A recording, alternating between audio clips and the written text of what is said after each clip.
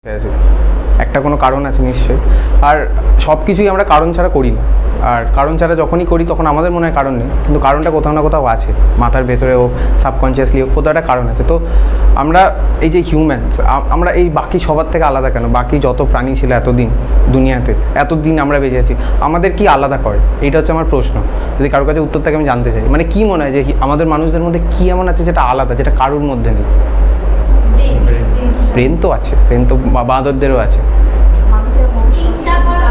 চিন্তা করার ক্ষমতা, তাই তো? এক্স্যাক্টলি ওটাই, যে চিন্তা করা। আর আমরা না জিনিসটাকে শুধু লজিক্যালি ভাবি না, আমাদের মধ্যে ইমোশনসটা অনেক বেশি, যেটা বাকি অ্যানিমালসদের মধ্যে নেই। এটার আমি একটা বেসিক উদাহরণ দিচ্ছি। আমাদের মধ্যে কেউ যখন মারা যায় তখন আমরা কিছু, মানে প্রত্যেকটা ধর্মের আলাদা আলাদা নিশ্চয়ই মানে নিয়ম আছে, কিন্তু আমরা কিছু না কিছুভাবে কী করি, তাদের একটা শেষ যাত্রা আমরা ব্যবহার করি, আমরা একটা ইমোশনাল হয়ে একটা জিনিসটাকে বিদায় দিই। এটা কিন্তু অন্য কোনো অ্যানিমাল আজ পর্যন্ত হিস্ট্রিতে করেনি। আমার মনে হয় এটা আমাদের সবথেকে বড় একটা উপলব্ধি, যে আমাদের ইমোশনাল থিঙ্কিং আর ইমোশনাল ক্যাপাসিটিটা অনেকটা বেশি, আর তার জন্যই যতটা উন্নতি আজ পর্যন্ত আমরা করতে পেরেছি সেটা করেছি। এবার আমি যখন ক্লাস 9, 10, 11, 12 পাস করলাম, সবার মতো মা ইঞ্জিনিয়ারিংয়ে ভর্তি করে দেবে বলছিল, তখন আমার সেটা ভালো লাগেনি। তো তখন আমার কম্পিউটার খুব ভালো লাগতো, তো মা আমাকে আটকালো না, আমি কম্পিউটার নিয়ে বিএসসি করতে শুরু করলাম। এবার সেটা করতে করতে ওখানে তো শুধু, মানে ওখানে ইমোশনের কোনো জায়গা ছিল না, ওখানে কি শুধু মেশিন কাজ করছে, মেশিন উত্তর দিচ্ছে, মেশিনকে দিয়ে কাজ করাচ্ছে, এই হচ্ছে জিনিসপত্র। তো আমার জিনিসটা খুব খারাপ লাগলো, কারণ আমার মনে হলো যে যদি একটা মানুষ হয়ে ইমোশনসটাকেই না ধরতে পারি, তাহলে কাজটার খুব একটা ভ্যালু হচ্ছে না। কারণ এন্ড অফ দ্য ডে একটা মানুষ তো কাজ করছে একটা মানুষের জন্যই। তুমি একটা সফটওয়্যার বানাচ্ছ যেটা তুমি ইউজ করছো, না আমি যদি ফেসবুক বানাই, ফেসবুকটা তো তোমরা ইউজ করছো, এবার যদি তোমাদেরই ভালো না লাগে তাহলে আমার কাজটা করে লাভ কী? তো আমি বুঝলাম যে এখানেও একটা গ্যাপ আছে, ইমোশনস বোঝার গ্যাপ। তো যখন আমি এটা নিয়ে একটুখানি দেখতে লাগলাম, তখন বুঝলাম এটা নিয়ে একটা ফিল্ড অলরেডি আছে, হিউম্যান কম্পিউটার ইন্টারাকশন বলে, যে মানুষ আর কম্পিউটার কীভাবে একসাথে কাজ করছে। তো সেটা থেকে আমার শুরু হলো এই রাস্তাটা। এবার এটা করতে করতে আমি অনেক কিছু দেখলাম আর অনেক কিছু বুঝলাম, আর সবথেকে যেটা ইম্পর্টেন্ট জিনিস আমি বুঝলাম সেটা হচ্ছে যে যখনই তুমি ব্যবসা ভেবে একটা ব্যবসা করবে, তখন সেই ব্যবসাটা চলবে না।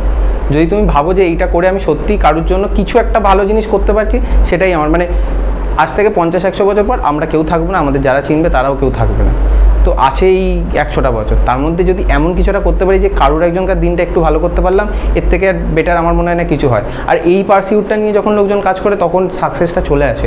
মানে আমি সবাইকে দেখেছি যে কাজের মতো না নিয়ে যদি একটু ভালোবেসে করে, এই আজকেই মা আমার উপরে চেল্লাচ্ছিল যে কতক্ষণ করছিস, বেরোচ্ছিস না। আর আমার বক্তব্য যখন কাজটা করছি ঠিক করেই করতে হবে, না করলে তো কাজটা না করার মতোই হয়ে গেল। তো এইটা করতে করতে আমি বুঝলাম যে আমরা সবাই অনেক রকমভাবে অনেক কিছু দিয়ে ইনফ্লুয়েন্সড, অনেক কিছু দিয়ে আমরা চারিপাশে যা দেখছি, চারিপাশে যা শুনছি, যেরকম দিনকাল হচ্ছে সেটা দিয়ে আমরা ইনফ্লুয়েন্সড। এবার আমাদের সত্যি ইন্সপিরেশনটা কোথা থেকে আসা উচিত, এই মানে আমরা কী থেকে আমাদের শেখা উচিত, এটা আমার একটা খুব বড় প্রশ্ন ছিল, যেটার আনসার আমি অনেকদিন পাইনি। এই আগের বছর আমি ঘুরতে গেছিলাম একবার, আমার বন্ধুদের সাথে ঘুরতে গেছিলাম। তো সেখানে আমি গেছিলাম পুরুলিয়াতে একটা ওই জঙ্গলের মধ্যে। জঙ্গলে ঘুরতে ঘুরতে একদিন হঠাৎ আমি, আর দুপুর হয়ে গেছিলো, সবাই ঘুমিয়ে পড়েছে, কেউ বেরোচ্ছে না, কারণ সারাদিন গাড়ি করে এসছে, সবাই টায়ার্ড, সবাই ঘুমাচ্ছে। আমার ঘুম পাইনি, আমি বেরিয়েছি। এবার হাঁটতে হাঁটতে আমি একটা জঙ্গলের ওইখানে একটা ঝর্ণার ওখানে গিয়ে বসলাম। তো বসে আমি এমনি বসে আছি, কিন্তু হঠাৎ আমি ভুলে গেছি যে আমি ওখানে বসে আছি। আর হঠাৎ কিছুক্ষণ পর যখন আমি ঘড়িটা দেখলাম, তখন বাজে আধ ঘন্টা হয়ে গেছে। তো তখন আমার মনে হলো যে বাহ, বেশ ভালো লাগলো। তো আমার মনে হয় সব কিছুর উত্তর নেচারে আছে, সব কিছু, আমাদের যা প্রবলেমস, আমাদের যা ভালো, সব খারাপ, সব কিছুর উত্তর ওই একটা জায়গা দিয়ে আছে, নেচারে। তো এখন আমি ওটাই করি, যখন আমার কাজ হয়ে যায়, ভাল লাগে না, একটু গাড়ি নিয়ে ঘুরে পড়ি, ওই কোনো পুকুর পাড়ে গিয়ে বসে থাকি একটু। আর একটা এই করে আমি বুঝলাম যে যদি ভগবান সত্যিই থেকে থাকে, ভগবান আমাদের সাথে কথা বলেই নেচার দিয়েই কিন্তু। আর এইটাই সব কিছু, আমার মনে হয় এটাই সব কিছু। এবার জিজ্ঞেস করতে পারো যে এটার সাথে বিহেভিয়ারের কী সম্পর্ক, মানে কোনো সম্পর্ক আছে কি নেই আদৌ। তো তখন আমি এটাই বলবো যে আমরা যে ঠাকুরগুলোকে তৈরি করেছি, এটা কিন্তু আমরাই করেছি। আর ঠাকুর প্রথম দিন তো ছিল না, কালী ঠাকুর এসে বলেনি আচ্ছা আমি কালী, আমাকে একটু পুজো করিস, হ্যাঁ, বা শিব ঠাকুর এসে বলেনি যে না করলে ডমরু বাজি তো সামনে এসে, এগুলো তো বলেনি, এগুলো আমরাই তৈরি করেছি। কিন্তু এইগুলোকে আমরা, এই ঠাকুরগুলোকে আমরা কোথা থেকে এনেছি? আমার মনে নেচার থেকে এনেছি, যে নেচারের ডিফারেন্ট রূপ, সেখান থেকে প্রত্যেকটা ঠাকুরের রূপ এসছে। তো ঠাকুরকে খুঁজে পাওয়ার একমাত্র উপায় আমার মনে হয় এই নেচার দিয়ে। আর যত আমি, তারপরে এই মায়ের সাথে, মা সারাদিন ঠাকুর করে বসে থাকে, সেই নিয়ে আমার ঝগড়া হয় মায়ের সাথে। সেই করে আমি বুঝতে চাইছিলাম যে মা কেন এরকম ঠাকুর করে বসে থাকে। তো মা তো কিছু একটা খোঁজে যায় যে আচ্ছা ঠাকুরকে পুজো করবো, কিছু একটা হবে। আর আমি পড়ছি সায়েন্স, পুরোপুরি আলাদা জিনিস। কিন্তু আর আমার ঠাকুরের বিশ্বাস ছিল না, আগের বছর অবধি ছিল না হয়তো বলতে গেলে। এখন আমার মনে হয় যে আমরা সায়েন্স দিয়ে যেটা করছি আর ঠাকুর যেটা আছে, মারা যেটা করছে বা তোমরা সবাই যেটা করছো, দুটোই এক। মানে রিলিজিয়ান আর সায়েন্স কিন্তু একটাই জিনিস খুঁজতে চেয়েছে, যে আমরা কোথা থেকে এসেছি বা আমাদের কী ছিল। দুজনকার রকমটা আলাদা কিন্তু আনসারটা এক। আর যখনই তুমি এই দুটো জিনিসকে কম্বাইন করে নেবে বা একটা নিজের মতো করে চলে আসবে, যেরকম আমি মানে আমি ওই রকম ওই মায়ের মতো ছুচিবাই নয়, সত্যি কথা বলতে গেলে ওই জামা কাপড় নিয়ে খুব করে আমাকে, কিন্তু তাও আমি আমার মতো করে ঠাকুরকে দেখি, আর আমি আমার মতো করে ঠাকুরকে শ্রদ্ধা করি বা যেগুলো করার সেগুলো করি। তো এই যে বইয়ের মতো লেখা নিয়মগুলো আমার মনে হয় না খুব দরকারি।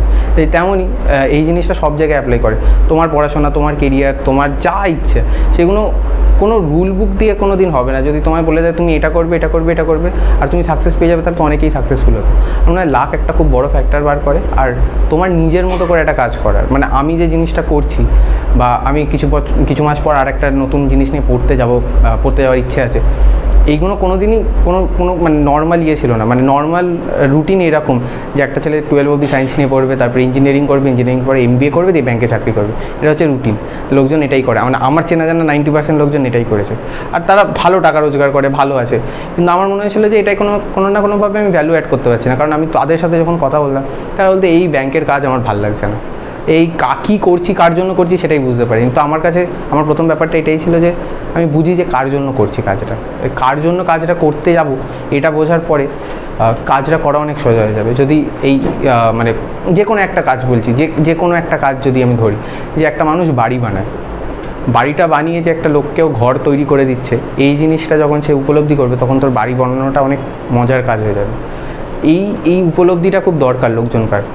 তার কাজটা শুধু কাজ হিসাবে দেখে, কাজটাকে যদি মানে এটা মানে স্ট্যাটিস্টিক্যালি এটা বলে যে একটা মানুষ জীবনের 1/3 সময় কাজ করে কাটায়। তো যদি তুমি সেই কাজটাকেই ভালো না বাসো, সেই কাজটা করতে মজা না পাও, তাহলে তোমার কাজটার কী দরকার। যেরকম আমার কাজে আমি কী করি, আমি সারাদিন লোকজনকার সাথে কথা বলি। আমাকে বুঝতে হয়, যদি আমি ধরি ফেসবুকে আপডেট হয়, আপডেটটা কেন হয়, জিনিসটাকে আরও ভালো করার জন্য। হয়তো অনেক আপডেটের পরে মনে হয় যে এটা ওপর থেকে নিচে হয়ে গেল, যা আমার অসুবিধা হচ্ছে, কিন্তু এক সপ্তাহের মধ্যে ওটা আবার মনে হয় যে হ্যাঁ ভালোই হয়েছে, কিন্তু হাতটা ভালো পৌঁছচ্ছে। এটার পেছনে কিন্তু অনেক রিসার্চ চাই, অনেক রিসার্চ করতে হয়, লোকজনকার সাইকোলজি বুঝতে হয়, লোকজন কেন করছে, লোকজন কীরকম করে ফোনটাকে ধরে, সেই সব বুঝে এগুলো করা। আমার কাজটাও এটা। তো আমাকে যেরকম সারাদিন আমি হয়তো আজ 8 জনকার সাথে কথা বলেছি সারাদিনে, তো আমার ভালো লাগে। আমার কাজের মধ্যেই আমাকে কথা বলতে হয়। এবার কথা মানে কি শুধু কাজের কথা, না ওয়েদারটা কেমন, আচ্ছা কালকে খেলাটা দেখলে, তারপরে ওখানে কিরকম গরম পড়েছে, তোমার কুকুর আছে, যেটা আমার কুকুরটা অর্ধেক মিটিংয়ের সময় দেখলেই চেল্লাতে শুরু করে দেয়, কুকুরের পর মাও চেল্লাতে শুরু করে দেয় কুকুরের ওপরে। তোরা জিজ্ঞেস করে কী হচ্ছে এটা, তাহলে এই আমার কুকুর আর আমার মা দুজনে খেলছে, দিয়ে এই নিয়ে গল্প হয়। দিয়ে তারপর কথায় চলেছে যে আচ্ছা আমার ঠাম্মার বাড়িতে একটা কুকুর ছিল, যেন আমি যখন ছোটো ছিলাম তখন কুকুরটা খুব ভালো আমার সাথে খেলতো, যে একটা পার্সোনাল বন্ড তৈরি হয়ে যায়। যেই বন্ডটা তৈরি হয়ে যায়, তখন ওখান থেকে আমি যে ইনফরমেশানটা পাওয়ার চেষ্টা করছিলাম, সেটা অনেক সোজাভাবে পেয়ে যায়।